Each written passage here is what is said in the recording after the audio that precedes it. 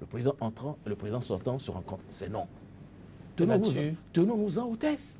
Eh bien, Rimbaud, oui, l'avocat a parlé, tenons-nous-en au test. Ça fait plus simple. Non, je sais que l'avocat étant aussi un élément clé, un maillon essentiel de la rupture, est en train de parler sans doute de ce que je pourrais appeler la position, n'est-ce pas, de la coalition de la rupture sur la question du tête-à-tête. Et je décrypte cela comme une volonté à ne pas faire réaliser ce tête-à-tête. Mais ce n'est pas un problème. Ce n'est pas un problème si le tête-à-tête n'a pas eu lieu. Mais je pense que on aurait pu avoir ce tête-à-tête pour 2 ou 3 raisons qui me paraissent essentielles. Lesquelles? La première raison, c'est que le monde entier nous observe et que un tête-à-tête, on ne leur demande pas de s'embrasser, on ne leur demande pas de jacasser ou de danser. On leur demande de projeter l'image, n'est-ce pas, d'une démocratie apaisée. Et cette démocratie apaisée... Vous leur demandez de faire semblant, c'est ça? Non, pas semblant, non, ça fait partie, mais c'est ce que j'appelle de l'élégance. De l'élégance, un président sortant, ils peuvent être accompagnés, n'est-ce pas, de l'armada de ses partisans. Ils peuvent entrer même au palais de la présidence de la République, autres là. L'essentiel, c'est de projeter sur la scène internationale l'image de 2 chefs d'État qui se sont...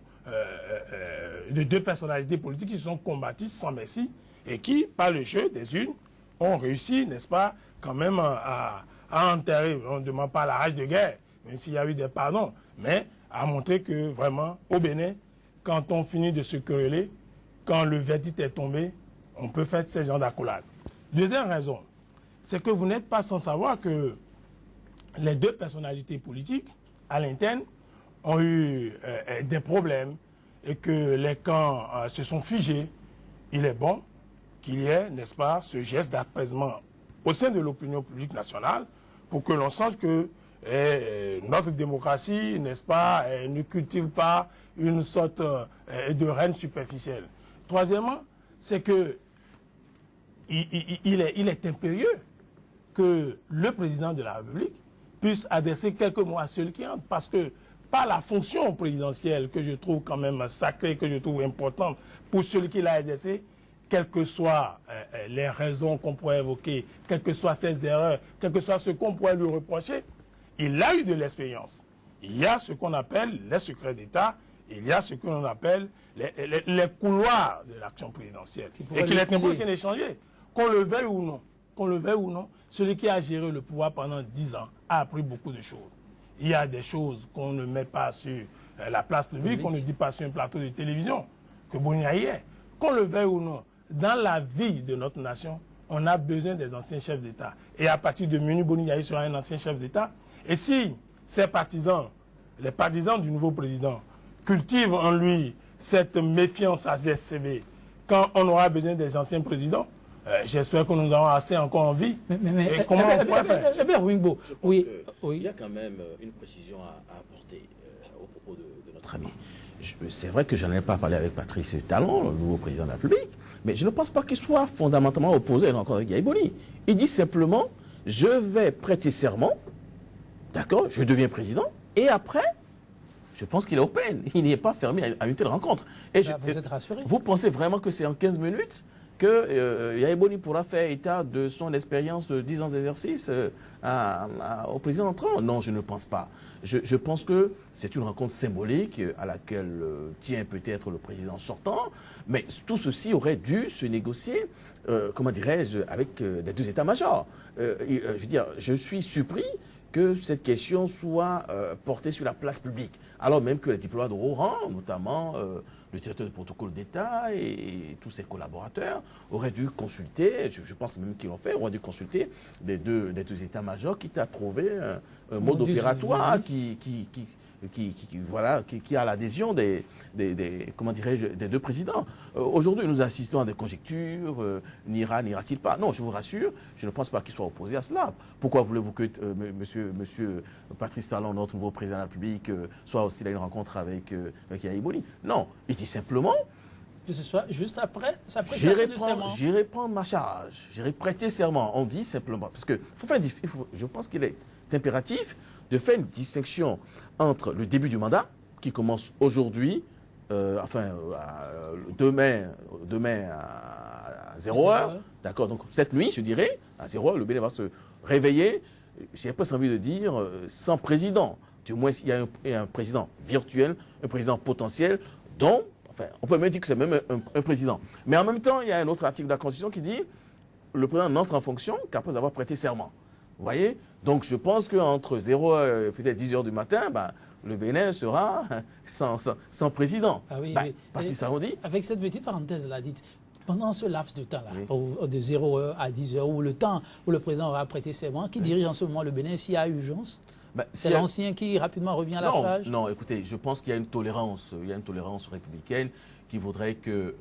l'ancien puisse intervenir très rapidement. L'ancien, parce qu'il connaît mieux la maison, est là. Mais toujours est-il que le nouveau, s'il se sent en mesure, comment dirais-je, de prendre immédiatement fonction, il est dans la légalité républicaine. Je ne souhaite pas que des coups de canon retentissent quelque part là, très rapidement. Notre Constitution dit également que le nouveau président entre en fonction, je dirais, demain à 0h. Donc, sur cette question également, c'est tranché. C'est tranché. Je pense que le nouveau président, enfin, celui qui commande, normalement, c'est Patrice Talon. Ne nous leurrons pas sur la question. Même si, dans les faits, je pense qu'entre 0h et 10h, il n'est peut-être pas encore totalement opérationnel, mais rien n'arrivera, bon Dieu. Ah oui.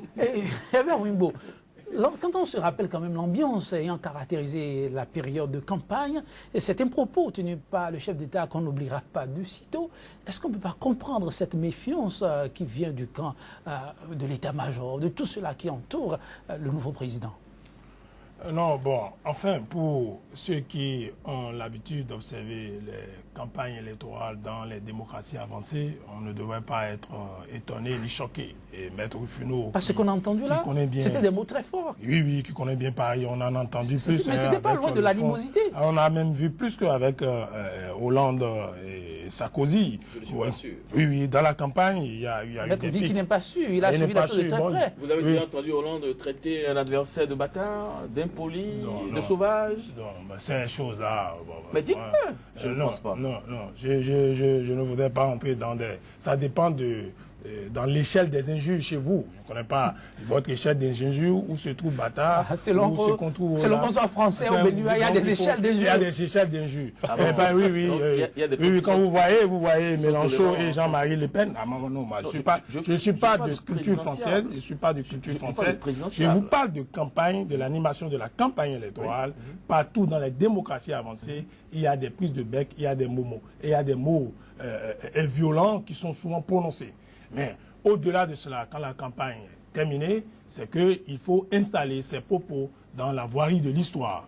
Il ne sert à rien de réchauffer ses propos et d'en faire une référence pour pouvoir se projeter dans l'avenir. Pour moi, la campagne électorale étant une campagne où les passions se déchaînent, et quand elle est terminée, on se retrouve maintenant au cœur de ce que j'appelle l'élégance républicaine et on continue. On ne coutume pas ça.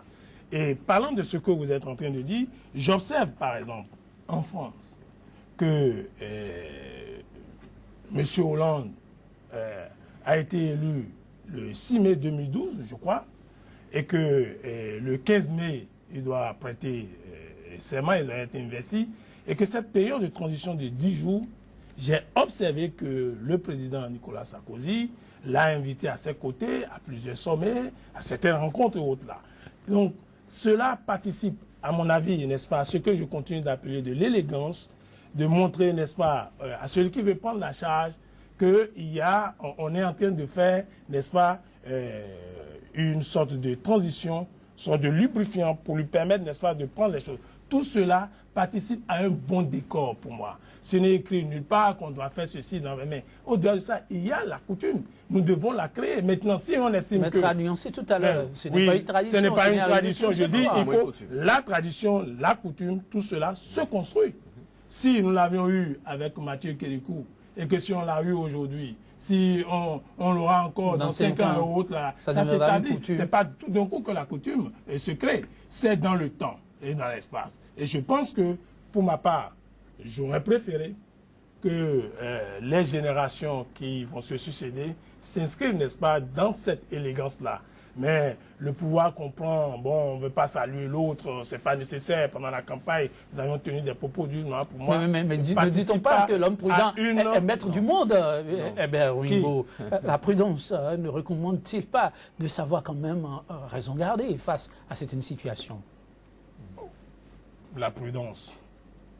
De quoi devons-nous avoir peur? Si les tests de loi vous sécurisent déjà, est-ce que vous-même vous devez prendre un certain nombre de risques? Parce que qui peut le plus, le moins? tête-à-tête est un risque. Écoutez, oui. je pense que, contrairement à ce que dit notre ami, le refus du président Patrice Talon d'aller à ce tête-à-tête n'est pas à mettre en lien avec les antagonistes qui ont pu l'opposer avec le président sortant. Loin de là. Il dit simplement, moi je suis venu désormais pour respecter les textes. Nous sommes très ingénieux au Bénin, nous sommes tellement ingénieux que nous aimons toujours prendre nos distances vis-à-vis de nos textes, qui sont souvent très bien rédigés. Il dit, moi, les textes l'ont interdit. Il dit, moi je serai le président qui va respecter les textes, rien que les textes. Il se demande, j'irai à la présidence en tant que quoi? En tant que qui? Posons-nous cette question. Je veux dire, il dit, j'irai prêter serment, et une fois que je serai investi de la charge d'État officiellement, et que je prendrai mes fonctions, là, il est prêt à tout. Cette poignée de main dont vous parlez, mais vous l'aurez, mais pas avant la cérémonie d'investiture. Là, un bon départ. Et pourquoi ça ne servira plus à rien? Puisque dans tous les cas, il y a Eboni, à partir de cette nuit, n'est plus président, il n'est pas davantage à 10h ou à 8h du matin. Donc qu'il attende quelques heures avant de recevoir Patrice Talon, qu'est-ce que cela change? Donc le président soit lui et qu'il invite au palais pour venir lui saluer la main en tant qu'ancien président? Pas du tout. Mais à quelle occasion ils vont se retrouver pour s'échanger? Ah ben écoutez, je vous parle de la disponibilité du président Patrice Talon pour aller... Qu'est-ce qui se fait habituellement dans les grandes démocraties, contrairement à ce que vous... Lorsque Obama a été élu président, mais George Bush ne lui a pas serré la main. Il n'y a pas eu de passation de charge entre les deux, contrairement à ce que vous dites. Oui, à quelques minutes avant l'arrivée du président. Vous prenez un exemple anglo-saxon, moi je prends un exemple francophone, notamment de la France. Vous parlez des démocraties avancées. Oui, je parle de la France en tant que dans votre pays, la langue officielle chez vous, c'est le français. Vous n'avez pas refusé de l'un et de l'autre. Notre ami a parlé de démocratie avancée tout à l'heure, donc il n'excluait pas les États-Unis. Je lui ai donné cet exemple pour dire, lorsque le président Obama s'est avancé vers la Maison-Blanche, le président George Bush a pris son hélicoptère. Il était déjà parti. Vous voyez? Donc, ce n'est pas une tradition, je veux dire, qu'on retrouve en tout lieu et à toute époque. Encore que, une fois encore... le modèle anglo-saxon. Venons-en au modèle français, puisque visiblement, vous n'avez que cela en tête. Je vous ai dit... Non, pas visiblement, que le Bénin est un pays qui a été... Vous voyez, il est encore plus français que moi, alors que... Non, nous parlons quelle langue? Nous parlons quelle langue? Je passais pour le français de l'étape. Bon, non, notre histoire politique est très liée à l'histoire de la France. Attendez, est-ce que vous avez en image la passation de charge entre le président Hollande et le président Sarkozy? Que s'est-il passé? Vous verrez bien que le président Hollande, après les amabilités d'usage, a raccompagné le président Sarkozy jusqu'à sa voiture. Il a démarré. Mais il était déjà président. Laissons le temps à Patrice Athanase Guillaume Talon de devenir président. Oui. Et après, il pourra venir éventuellement rencontrer le président Yaya Boni. Mais toujours là, demain? Pourquoi pas? Pourquoi pas? Ah bon? Pourquoi pas? Je pense que... Pourquoi voulez-vous absolument qu'on impose au président entrant? Non, on n'a pas imposé. Nous sommes en train d'analyser cela. Nous sommes en train d'analyser la question du tête-à-tête. Personne ne l'impose. Le président peut décider de ne pas rencontrer Boni Yayi. Ça ne fait aucun problème, ni pour les institutions, ni pour les têtes de la République. Je vous ai dit qu'il n'est pas opposé dans l'absolu. Mais simplement, il dit, pour que j'entre en fonction, l'article 53 m'impose de prêter serment. J'irai prêter serment à Porte-Novo, et après, on verra. Mais Albert Wimbo, qu'est-ce qu'il y a de compliqué là-dedans? Et le nouvel élu parle en termes de nouveau départ, de la rupture. Voilà un test. Ça, je cite l'avocat, et vous devez être aussi d'avis, où on a la manie de ne pas toujours faire les choses dans les règles de l'art, et référence à la Constitution. C'est vrai, on est pleinement président qu'après prestation de serment. Là-dessus, est-ce qu'on ne peut pas dire qu'il s'agit quand même d'un signal que l'homme est déjà en train de donner? Non, signal. Ah, vous ne voyez pas ça sous l'angle de signal? Le respect des tests de loi qu'on s'est donné soi-même. Oui, oui, c'est ça même qui fait la liberté. Et vous rappelez, sans le citer, Rousseau, l'obéissance à la loi concerne ainsi que la liberté. Mais non, je pense que le président de la République fasse du respect des tests son leitmotiv est une bonne chose. Qu'on ne peut pas gérer un pays en contournant constamment ou avec ruse les tests. Je pense que un signal, vous dites, parce qu'il va prêter serment. Une question à vous poser, bien entendu. Non, je pense que cela n'est pas un signal assez fort. Le signal viendra après, quand il rentrera dans la plénitude de la fonction. Parce que ce que nous évoquons, Maître Rufino, Maître Dameda, parlait tout à l'heure d'amabilité ou bien d'usage. C'est de courtoisie.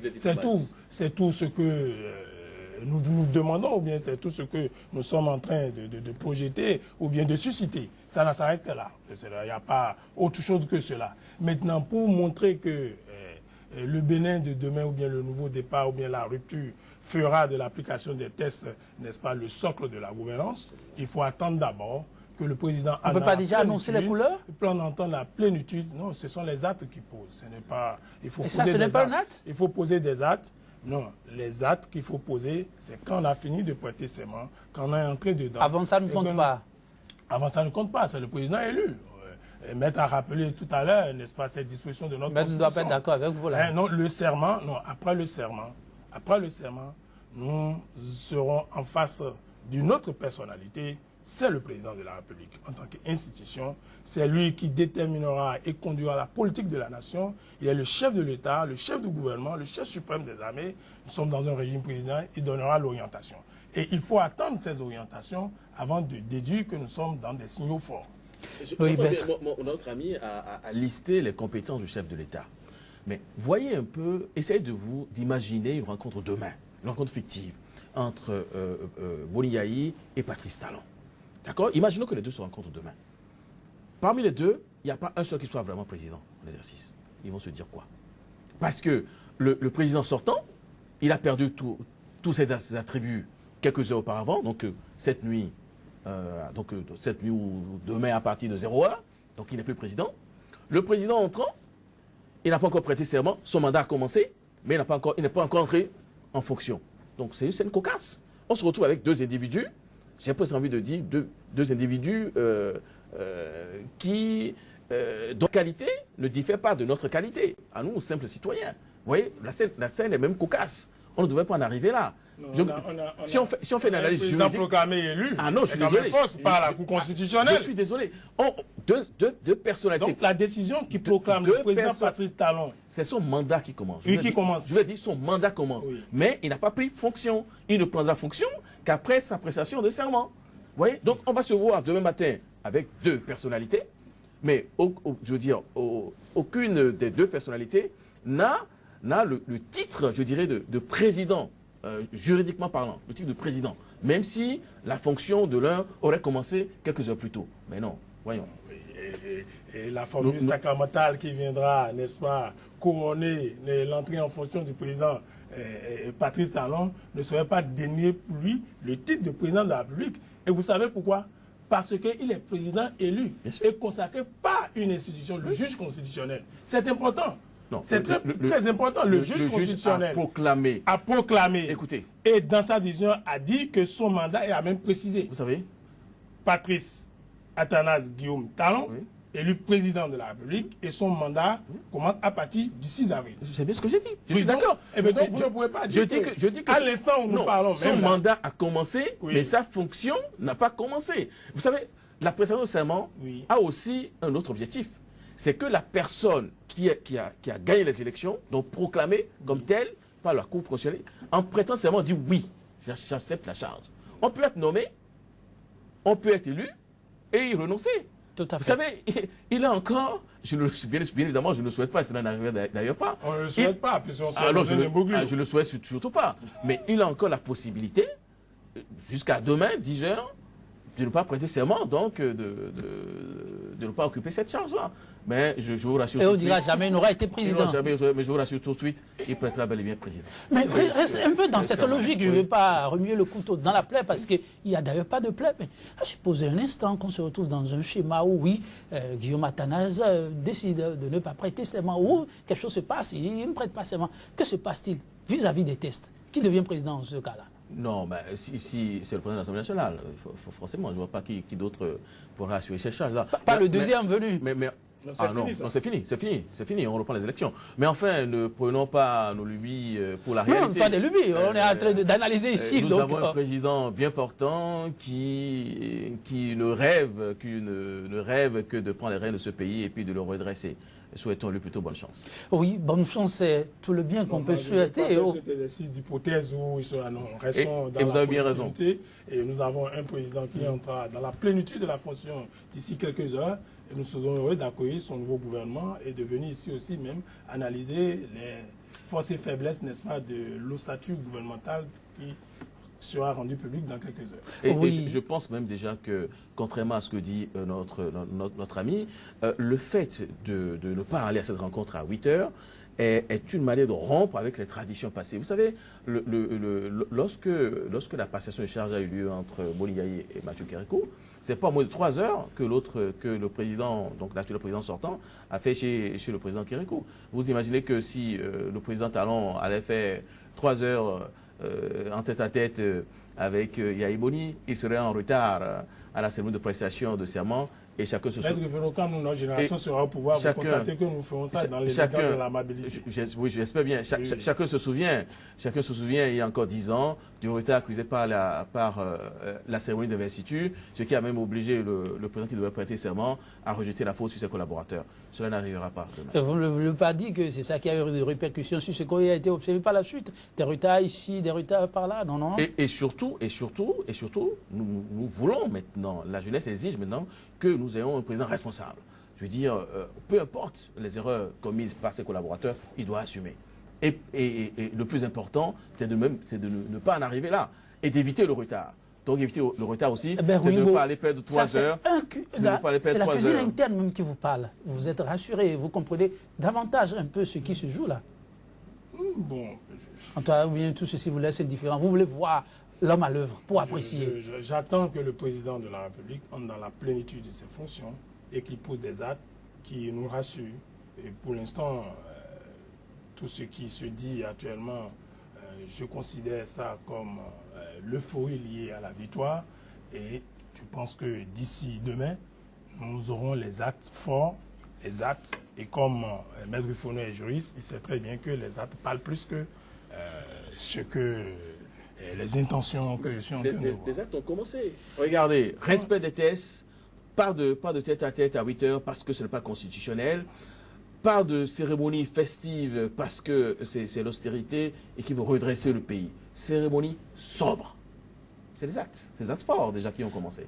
Non, tout ça là. Eh bien, Wimbo aura le temps de découvrir bien d'autres, c'est ça. Ok, sans transition, avec votre permission, chers invités, ils sont nombreux et j'imagine que vous le savez aussi, avoir hâte, comme Herbert Wimbo, de voir le nouvel élu à l'œuvre, qui, en annonçant alors la veille citoyenne politique, qui, en présentant déjà de cahiers de doléances. Hier, c'est la CSTB qui s'est adonnée à l'exercice avec la complicité de la régie. Nous allons très rapidement essayer de suivre cet élément et juste après, nous allons ensemble apprécier. Les travailleurs s'attendent à beaucoup de choses que nous devons exhiber ici.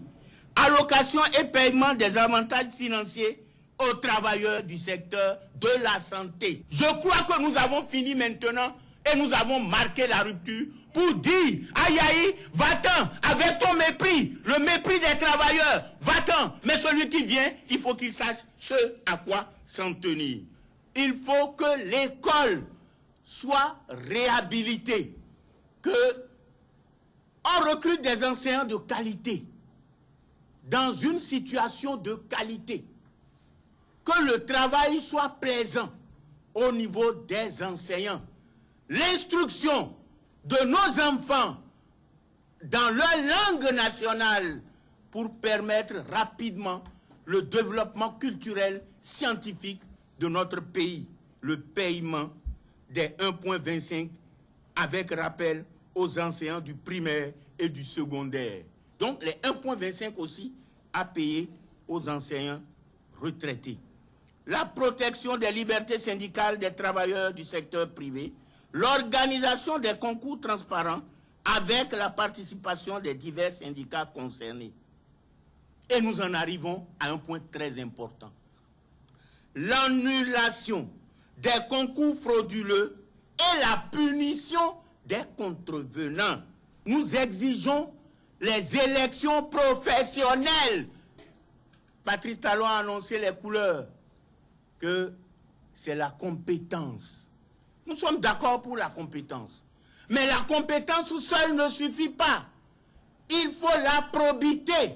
Si je suis bardé et nanti de diplôme, mais que je suis un voleur, eh bien, il n'y aura pas rupture. Oui, Herbert Wimbo, vous avez suivi religieusement Paul Essay-Eko, l'homme qu'on ne présente plus dans son style habituel. Qu'est-ce que cela vous inspire? Non, Paul Essay-Eko est très connu pour ses prises de position, pour son activisme syndical. Je crois qu'il n'a rien dit de nouveau. Les revendications des travailleurs sont connues. Et je pense que cela fait partie, n'est-ce pas, des points sur lesquels le président de la République aura à travailler. Et il faudrait que les syndicats puissent prendre de la hauteur et laisser, par un temps de grâce, laisser le temps au temps, parce que vous savez que la volonté de satisfaire tous les travailleurs anime tous les présidents de la République. Mais il y a des contraintes. Il y a des contraintes budgétaires, il y a la productivité qui n'est pas toujours au rendez-vous, des espérances. Il va falloir que, dans un dialogue franc et sincère, le président de la République puisse leur montrer. Et ils aussi le savent, parce que ceux qui sont au budget, ceux qui sont au niveau de nos recettes, ils sont aussi des syndiqués. Ils puissent voir ce qui se trouve dans la caisse et qu'on puisse faire les arbitrages nécessaires. Et ce n'est pas parce que le président de la République est présenté comme un multimilliardaire qu'on va lister toutes les revendications possibles pour dire qu'il n'a qu'à mettre la main dans sa poche pour venir satisfaire. Il faut faire les choses dans la durabilité. C'est-à-dire que si on donne un avantage qui devient un droit acquis, il faut s'assurer que sur la durée, sur plusieurs années, que ce droit restera droit jusqu'à la fin. Ce qui fait que les syndicats doivent être, me semble-t-il, un peu tolérants pour permettre, n'est-ce pas, au président de la République non seulement de s'installer, mais de dégager les options nécessaires et tracer, n'est-ce pas, les chemins de la productivité. Parce que si on ne produit pas, si nous n'avons pas de la richesse, on ne peut pas faire une distribution, on ne peut pas répondre aux revendications. Un pays pauvre comme le nôtre, où vous voyez bien les ratios communautaires n'ont pas été trop respectés en ce qui concerne la masse salariale et autres, il va falloir qu'on travaille beaucoup, qu'on dégage, n'est-ce pas, d'autres filières porteuses, n'est-ce pas, et non seulement de richesse, mais des filières qui peuvent soutenir la croissance. Et je pense quand même qu'il y a des qualités au sein de cette coalition de rupture. Maître Rufino, qui est le directeur de cabinet quand même d'une des personnalités clés de cette rupture, Abdoulaye Biotane, pourra, j'espère, mettre l'expertise, le carnet d'adresse que le président et aussi les autres ont pour permettre à notre pays, n'est-ce pas, de s'insérer, n'est-ce pas, dans les nations prospères, mais une prospérité progressive mais partagée. Oui, Maître Rufino. Oui, je fais mien les propos de notre ami Wimbo. Encore que je pense que la centrale syndicale est dans son droit de faire quelques revendications. Je pense que c'est une tradition. Cette fois-ci, c'est bel et bien une tradition latine hein, qui voudrait que voilà, les syndicats, à chaque élection, grainent la litanie de leurs demandes.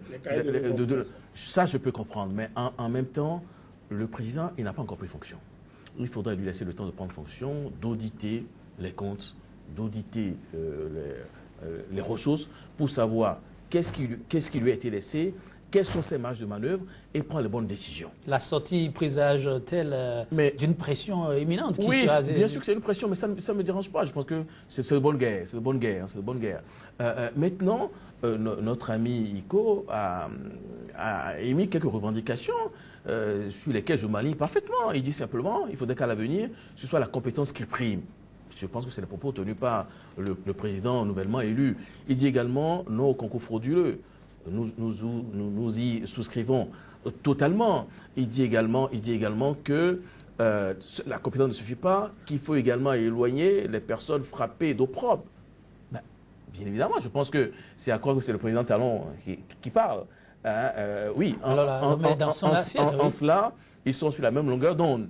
Donc je pense que la coopération entre la centrale syndicale et l'équipe du président Patrice Talon augure de très bons moments, des moments comment dirais-je, où la symbiose sera créée pour que enfin on puisse travailler pour développer ce pays qui a trop attendu son développement. Trop attendu son développement, et il paraît que les choses vont aussi très vite de ce côté-là. Et sans rien trahir, le gouvernement serait fin prêt. Vous nous en dites quelque chose très rapidement, Maître Rufino Dalmeda, le prochain. Je ne suis pas dans le secret de Dieu, mais j'entends, je lis WhatsApp, je lis Facebook comme tout le monde. Mais ça ne forme pas le gouvernement. J'ai cru comprendre que le gouvernement sera disponible demain. Maintenant, je dis, j'ai cru comprendre, je ne suis pas dans le secret de Dieu. Un clin d'œil à tous ces téléspectateurs, tous ceux-là qui croient à la coalition de la rupture, très rapidement avant de clôturer cette émission. Ah ben écoutez, moi je vous le dis très clairement, chacun a suivi le combat que nous avons mené au sein de la coalition de rupture. S'il n'y avait pas eu la coalition de rupture, jamais il y aurait eu des élections dans les délais constitutionnels. Vous le savez, puisque c'est la coalition de rupture qui a mené les escarmouches contre le COSLEPI et son président, et qui a mis l'accent sur le fait que, au regard du rythme d'impression des cartes et de leur distribution, jamais on ne pourrait tenir les élections dans les délais constitutionnels. Vous voyez, s'il n'y avait pas également la coalition de la rupture, probablement que le président Talon n'aurait pas été élu, puisque la coalition de la rupture a été le creuset dans lequel tous les candidats qui ont supporté Patrice Talon au second tour ont œuvré ensemble, donc ont eu le temps de se connaître, ont eu le temps de voir qu'ils peuvent travailler ensemble pour le développement de ce pays. Et à tout cela, vous voulez dire très rapidement quoi déjà? Gardons le cap. Gardons le cap. Herbert Wimbo. Oui, moi je voudrais rendre ici un hommage à la presse qui a joué un rôle essentiel dans la consolidation, n'est-ce pas, de cette démocratie. J'ai une pensée pour les promoteurs de la presse du jour et de la Nouvelle Tribune, les deux journaux qui ont résisté, n'est-ce pas, de façon méthodique et soutenue pour permettre, n'est-ce pas, à notre démocratie de tenir pendant que l'opposition a déserté carrément le forum. Et je pense aussi que la presse continuera à éveiller les consciences pour que nous ayons une gouvernance de qualité. 100% Bénin, c'est terminé pour le numéro du jour. Il n'est pas de plaisir plus doux que de surprendre un homme en lui donnant plus qu'il n'espère. La citation est de Charles Baudelaire. À vous, tout le meilleur, chers téléspectateurs, en compagnie des programmes de SICA. À très vite sur votre chaîne.